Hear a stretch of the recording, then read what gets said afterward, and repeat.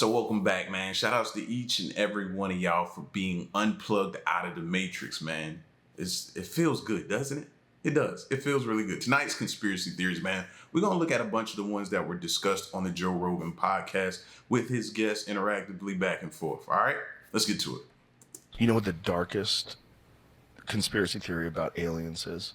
I don't know if I'm ready for it. That Earth is essentially a farm, and human beings are the vessels that contain souls, and they want us because this is how they create souls. And so they're farming us. They've created us. Mm-hmm. So we started off as... Now, let me tell you why this is extremely freaky to hear, right? Just watching a video, I don't know, a few months back. I'm not really good with timelines. Let's start there, all right? But let's just say a few months back, it was a video, right? And I was listening to it. It was an ancient history video, and they talked about how possibly the extraterrestrials, the other life forms, used us as workers, used us, saying that they were once here. The other life forms were once here on this planet, and they were doing things, and they were actively working, discovering gold, different things that rich minerals, different things that whatever they needed. Let's just say they were here for whatever they needed that this planet could produce and was known for. All right. And they were performing the work, but it was becoming too much for them to bear. It was becoming too much of a task, and they had other things that they could be doing. And as the story goes, it says that they put us here to do the work. So when you see things flying around, unknown objects, different things, it's like they're checking in on us to see our progress. I can't make this up, bro. You know what I'm saying? This is what the information I was researching it and stumbled upon. You know what I mean? So when he says that, it takes me instantly back to that thought. And I'm like, and then you think about it. The advancements in technology, different things we've done now. He had a whole different spin on it with the whole souls things and us farming for them, right? But it's still kind of similar in that vein. So I'm like, whew. He really got me just in the first few minutes. Let's keep going. Off as primates. And through some sort of genetic intervention, I'm not saying I believe this. I'm just saying that this is like top of the food chain. Right. Put your tinfoil hat on super tight. That they farm us.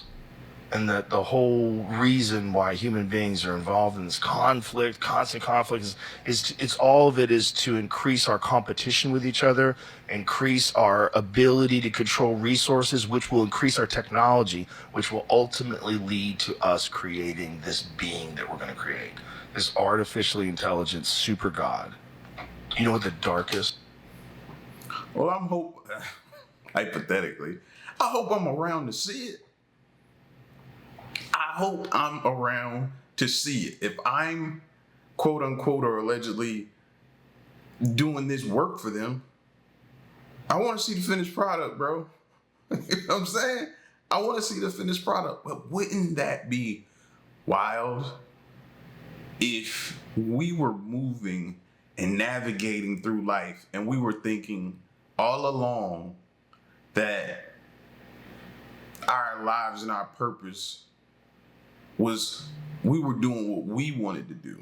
Not, you know what I'm saying? We were moving through life based upon our wants, our dreams, our goals, our desires. And that's how we spent navigating our life, trying to achieve those things that we thought we wanted. When the whole time we are being manipulated and controlled. And these thoughts and different things that we want are not ours. We're being led to believe that's what we want and what we want to do. You ever wanted to quit your job and just be like, I ain't doing that for them no more. I ain't building a company no more. That's what, don't tell me something like that, bro. Because then I get that up in me and I'll be like, you know what? I ain't doing they work for them no more. No. It's not happening. Not for them just have me do all this for you and I get nothing out of it. Yeah. yeah. See that little rebellious soul that I am? It's coming out of me, man. Bear with me. Let's keep going. You know, sharks existed before trees. Sharks are so old. I think they're 50 million years older than trees. The sharks have been swimming our oceans much longer than trees have been swaying in the breeze on land. The birth of trees on Earth is believed to have occurred roughly 390 million years ago. That makes sharks at least 10 million years older than trees. It's so old. And it's designed just for killing and eating. And it has rows of replaceable teeth. This massive beast that has to keep moving or it dies. And the only bones that it has at all are this massive jawbone and these ridiculous razor sharp saws that just slice things in half. You know, sharks existed before. Have you ever noticed that? And that's wild. I never even knew that sharks even existed before trees. That's a long time, bro. You've seen or know the history of how long trees have been around? I don't. But I would like to imagine a very, very long time. You know what I mean? Even in a lot of the things that we look at when we look back at dinosaurs, what do we see? High trees. You know what I mean? Because a lot of them that only ate plants, you know, and the big ones and stuff like that, they ate from the trees and the leaves and different things like that. You know what I mean? So it's safe to say we know trees have been around for a very, very long time. Sharks longer than that, that's insane. Because when you start to say that, my mind instantly says, okay, all right, well, let's look at the evolution of sharks. And I instantly think, okay, Megalodon, huge shark at the top of the food chain, right? But what next? I know we have different species of sharks, but how have they really evolved? You don't really see too much, right? It's just been a machine. Only thing you see about sharks that I can think of them evolving is their size. That's it. That's crazy to be around that long. And the only thing that changed is its size. You know what I mean? Every shark we see nowadays still has that hunger, still as fierce as ever, still can hold its own. Everything about it hasn't too much changed. But when you think about other animals and different species, a lot of them change throughout time. It's just interesting to know sharks have been around that long. And another dope thing he said was, if it stops, it dies. So it has to keep moving, which is crazy because I watched a video. Did you know that some whales can sleep, and how they sleep, like in this upright position? And you see them sleep, like it's insane. So to know that they have to keep moving, wow. We live in a third dimensional plane. We can see the planets, the galaxies, the suns, hundreds of billions of galaxies photographed, universes. We live in an amazing space-time continuum. And we're on this planet, and Einstein's physics showed it, Max Planck's physics showed it all. There's at least 12 dimensions. And now that's why all the top scientists and billionaires are coming out saying it's a false hologram. It is artificial. The computers are scanning it and finding tension points where it's artificially projected and gravity's bleeding in to this universe. That's what they call dark matter. So we're like a thought or a dream that's a wisp in some computer program, some God's mind, whatever. They're proving it all. It's all coming out. So we're on this planet, the third dimension, which is a launch pad to all the other dimensions below and above. The third dimension, all the mathematics shows, is the primal sea of where all this happens. The Earth's like an egg, and we've got all this potentiality. We live in a third dimensional plane. What? What episode is that on? I need to see where he was going with that. Where was he taking us with that? You know what I mean? It's always interesting to hear somebody talk about Earth's position and how it sits in the grand scheme of things out there and beyond. And then when they go to talking about dark matter, I just be like, because what do we know about it? What information do we have on dark matter other than it exists? That's pretty much the scope of it, right?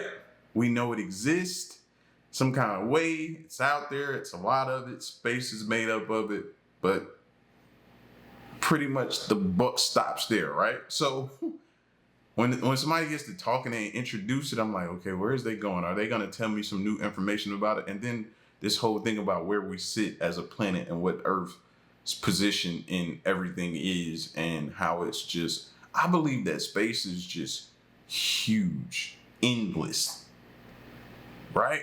Endless. And to even think about that, because if your mind like puts imagery when I say stuff like that, imagery also just automatically goes into my brain, and I start viewing it starts putting together what I would think space would look like, right? That imagery comes into my mind, and when I say that, it just looks like we just sit as a little crumb in this huge thing they call a space, and we're just tiny little speck there, and we're sitting around like, nah, but we're alone. Really? Are we? Seriously?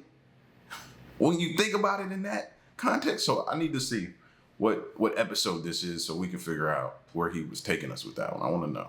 Are you aware of the controversy surrounding the male Mona Lisa? The head of Saudi Arabia bought it for $450 million. Why? The crazy thing is someone bought it at one point in time in the past for $1,500. And they didn't realize that it may or may not be, because this is where it gets controversial, may or may not be the work of Leonardo da Vinci. Or it might be partly by da Vinci. And so they wanted him to donate it to the Louvre in Paris. Yeah. But they were like, we're not going to put it next to the Mona Lisa. He wanted it to be next to the Mona Lisa as the male Mona Lisa. The Mona Lisa, the male Mona Lisa. And they're like, They're like, we're not going to give this the red stamp. We don't even know if this is real. And now it's currently on his yacht. So this $450 million painting is on his yacht. And so art fanatics are like, you can't have a painting on a yacht. Are you aware of the controversy? Why? I guarantee for him, well, I ain't gonna say a guarantee, because every time I say a guarantee, I'll take it literally. And I know that's what guarantee means, but it's figuratively. Anyway,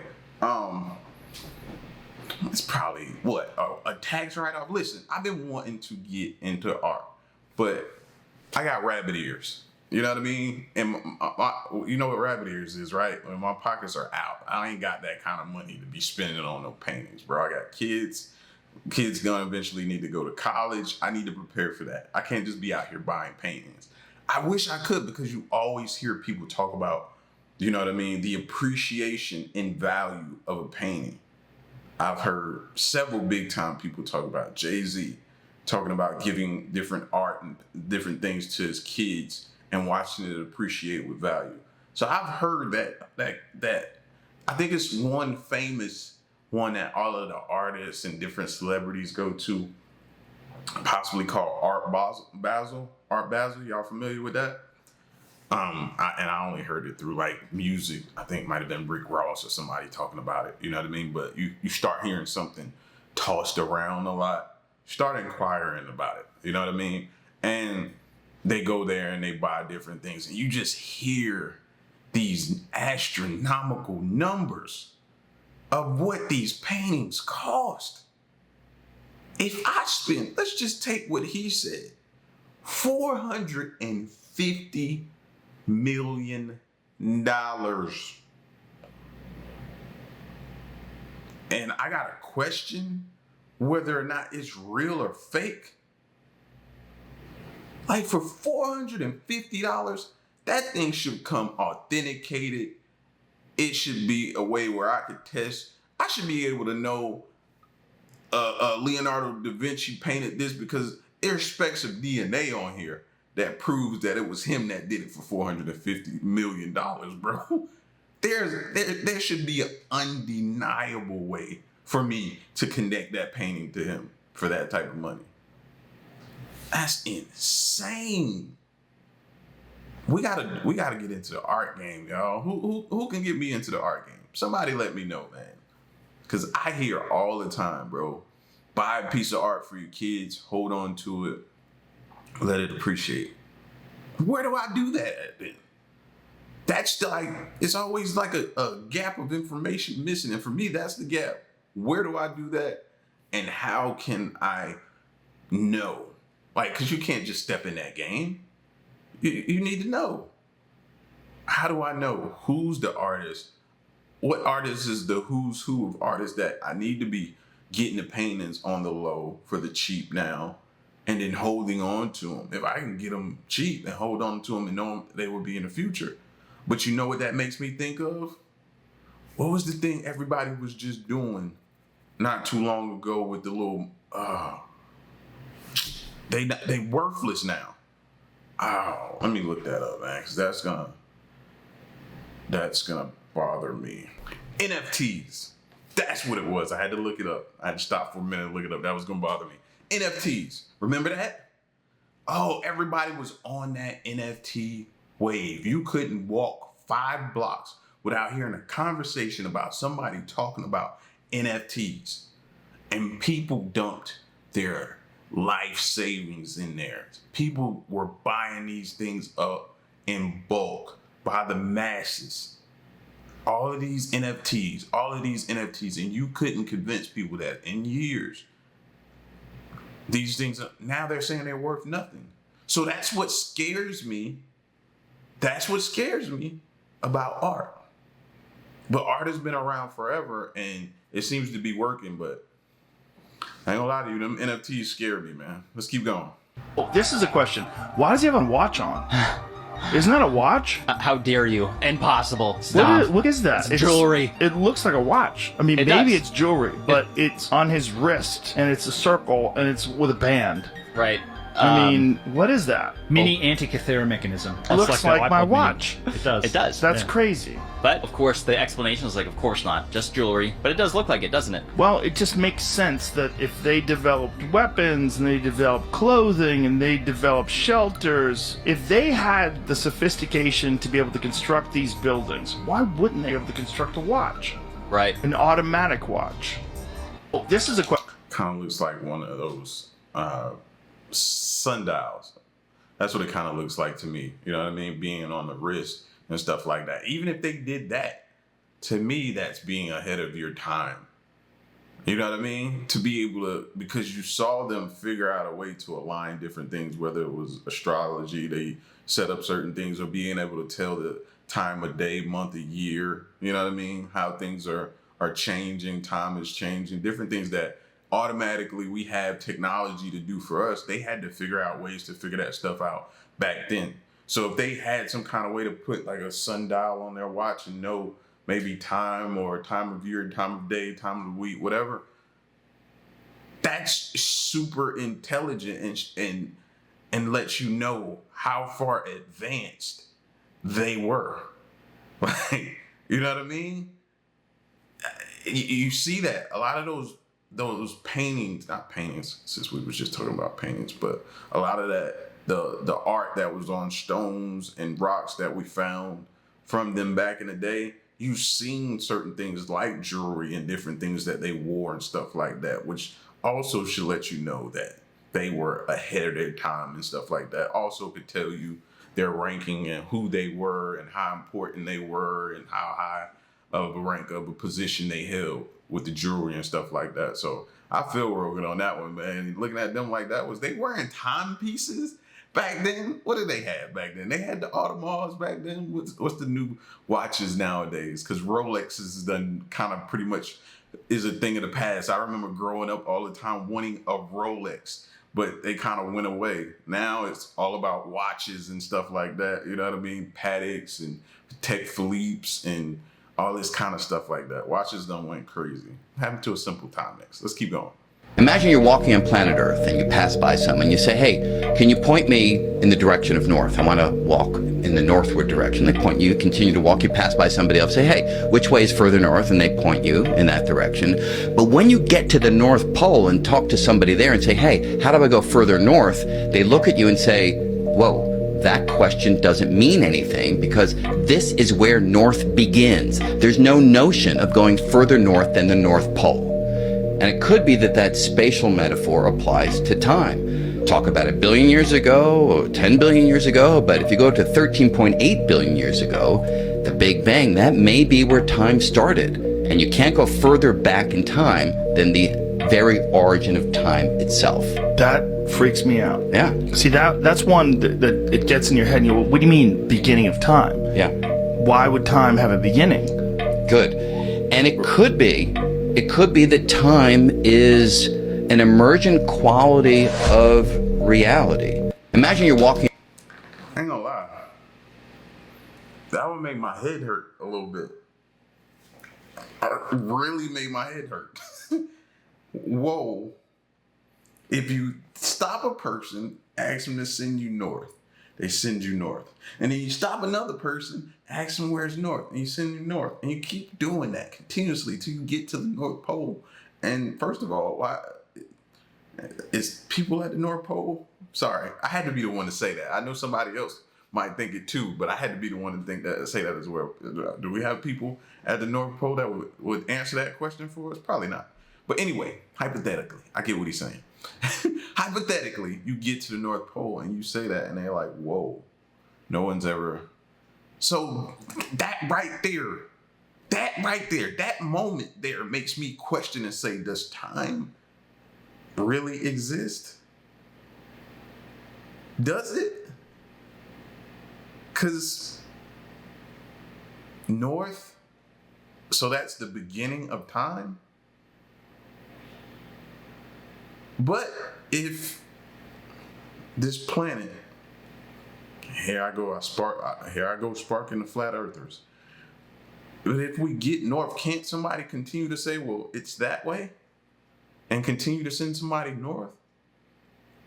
Doesn't ever so often the poles shift, so north isn't south anymore? So what does north even mean at that point if the poles have the ability to shift and change positions to where north is located? Oh, I'm about to throw my hat because this is making my brain hurt. Think about it, people. Think about it. If the poles shift and what was once north is no longer north, it is now south, then what does that even mean? Does it even matter? It's continuous, isn't it? I tried to tell y'all, and I tried to take y'all through where my brain was going to go and everything it was going to think about. And it's not going to stop here. When this video's off, it's still going to bother me. I don't know what to do about that. I got to go figure something to do. There's no sports game on tonight, so my mind is just going to race. North, does it even mean anything? Interesting. Let's keep going.